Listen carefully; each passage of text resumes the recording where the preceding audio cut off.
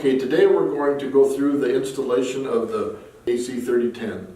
The first thing that you'd want to do when you get this inlet is we take the lid off. And we take these plastic clips, slide them out of the holders, and the lid will come right off.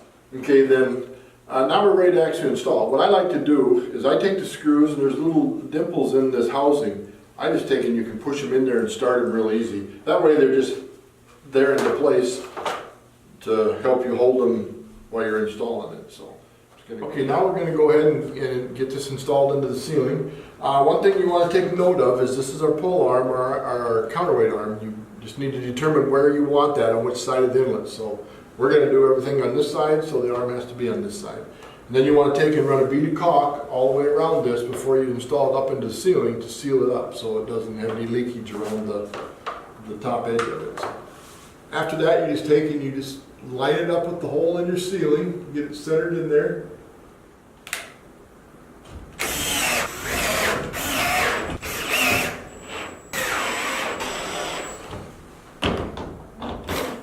Okay, now that we've got it fastened to the ceiling, we're going to go ahead and put the bottom board on.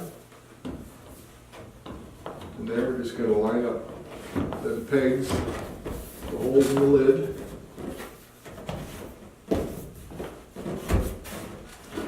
Take the plastic clips.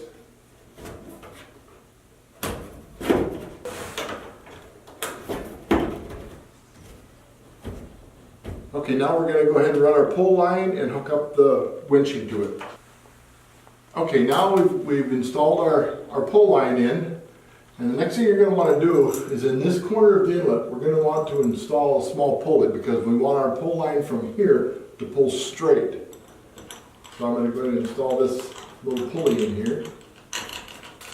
You can use a pulley, an eye bolt, whatever you have that you can run your string through.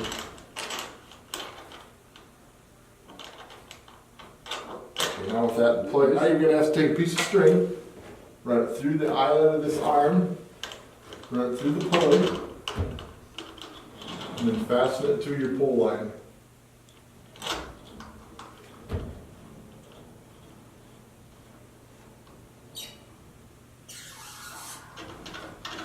And now you're ready for operation.